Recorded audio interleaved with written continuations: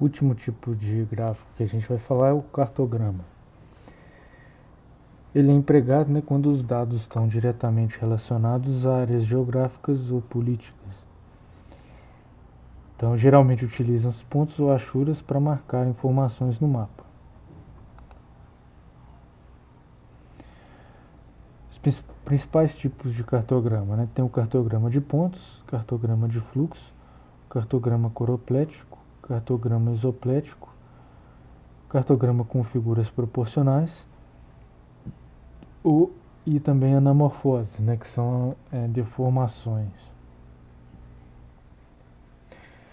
Cartograma de pontos, né? Então, cada ponto no mapa vai representar uma unidade quantitativa da variável. Então, todos os pontos têm, em geral, todos os pontos têm o mesmo tamanho e vão indicar a mesma quantidade. Dependendo da quantidade de pontos, né, nem sempre a gente consegue indicar exatamente no mapa, né, a localização real da variável, né, mas a gente deve indicar o mais próximo possível.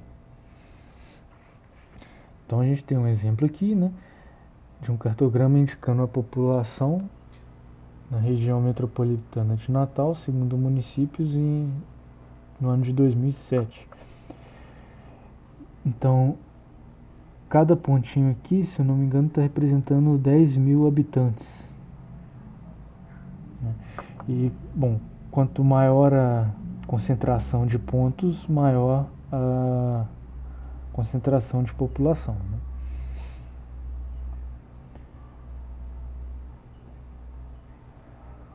A gente também tem o cartograma de fluxo. Então, é utilizado para representar fenômenos de natureza dinâmica, como deslocamentos. E para representar esse fluxo, né, a gente vai utilizar a variação da espessura e da tonalidade das linhas, que vão indicar esse movimento. Também pode-se utilizar tracejado ou pontilhado para diferenciar as linhas. Então aqui a gente tem um exemplo de cartograma de fluxo, que é o fluxo de trabalhadores para o centro de Florianópolis em 1994. Então nesse primeiro exemplo aqui, a intensidade do deslocamento é dado aqui pela espessura da seta, né? Aqui embaixo a gente ainda tem uma escala para indicar a correspondência exata dessa variável, né? E também pode ter desse outro tipo aqui, né? Então aqui as setas são todas do mesmo tamanho, o que está indicando a diferença aqui é a circunferência.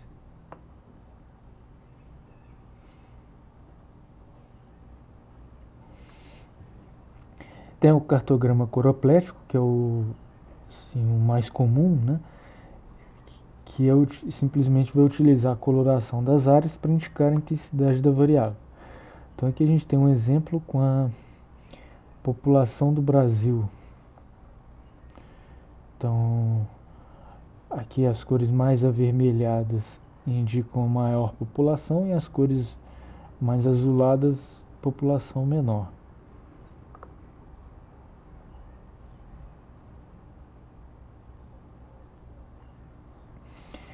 Cartograma isoplético, né?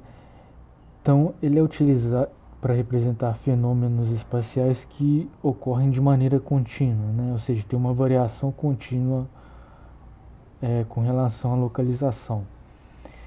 As linhas, né, vão representar regiões onde a variável é constante, da mesma forma que aqueles mapas de curva de nível em topografia, né? Então a gente pode utilizar o mesmo princípio que a gente usa com as curvas de nível para representar a altitude, né?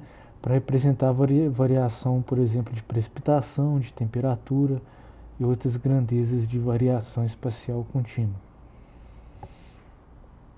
Então aqui a gente tem um exemplo de cartograma isoplético da precipitação mensal em dezembro de 2015 na cidade de Guarapuava, no Paraná. Então aqui o azul mais escuro representa nível maior de precipitação e o azul mais claro, precipitação menor. Então essas linhas aqui, né, elas indicam uma área de transição, né, em que a variável é constante.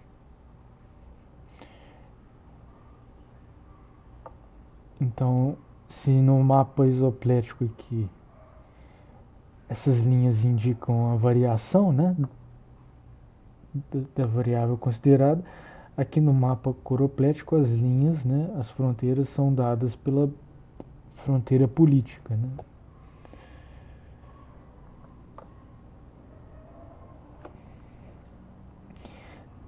Também tem o cartograma com figuras proporcionais, né? Então a gente vai utilizar alguma figura geométrica e o tamanho, né, vai ser proporcional ao valor da variável. Então aqui a gente tem um exemplo da população no estado de São Paulo segundo as regiões em 2010.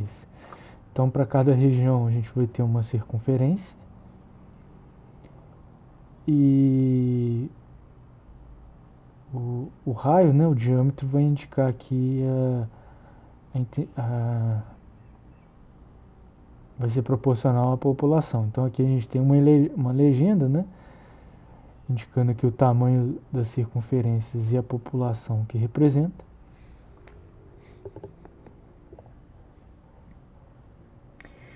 E por fim a gente também tem as anamorfoses, né, ou deformações.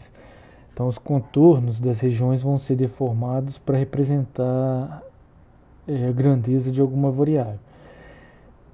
Então, em geral, essa deformação vai ser calculada por meio de algum algoritmo. Então aqui a gente tem um exemplo de uma malha deformada, né?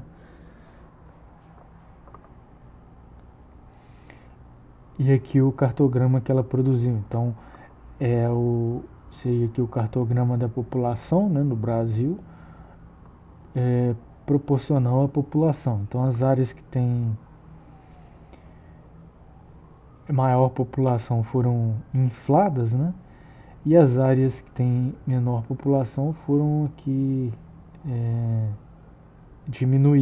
foram diminuídas.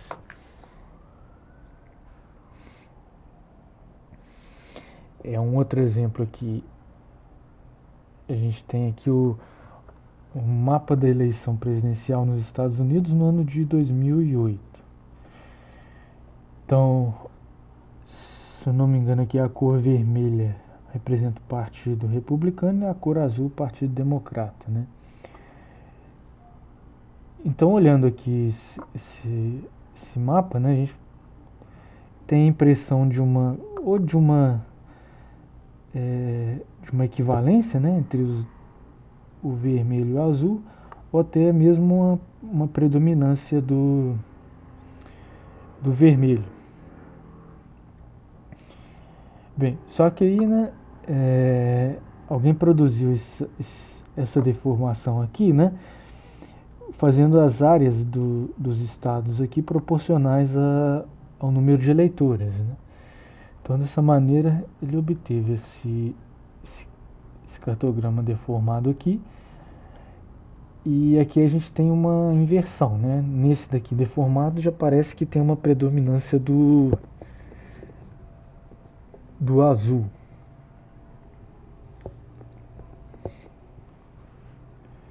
Considerando aqui a quantidade de eleitores, né? Só que nesse caso aqui, tanto esse deformado quanto o original, né? Se a gente quisesse olhar para o número de votos, né? Talvez nenhum desses fosse adequado, né? Porque, por exemplo, aqui a gente tem o estado do Texas, por exemplo, em vermelho, né? Indicando aqui que quem ganhou foi o Partido Republicano, mas isso não dá nenhuma informação da quantidade de votos do outro partido. Então, às vezes a vitória aqui foi por uma diferença mínima, né? Então, se a gente quisesse utilizar, olhar realmente para quantidade de votos, né, nenhum desses dois seria adequado. Então, assim, em geral, né, esse recurso da deformação ele é muito utilizado justamente com esse apelo retórico, né, de convencimento, né? De maneira que, em geral, se a gente quer realmente entender um fenômeno, né, ele não é o mais indicado.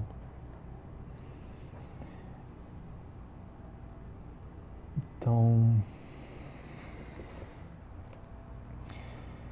basicamente é isso.